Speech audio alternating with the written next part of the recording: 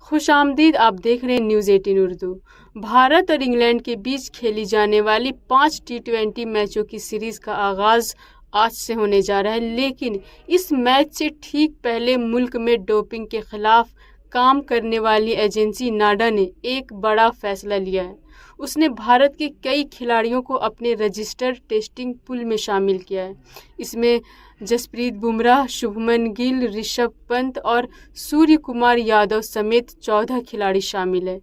अब सवाल ये है कि नाडा ने ऐसा कदम क्यों उठाया। दरअसल नाडा ने इन खिलाड़ियों को अपने एंटी डोपिंग प्रोग्राम के तहत जांच लिस्ट में शामिल किया है।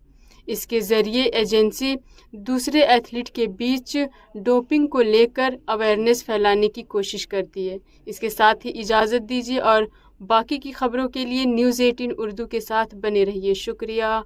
फ़ी अमानिल्लाह।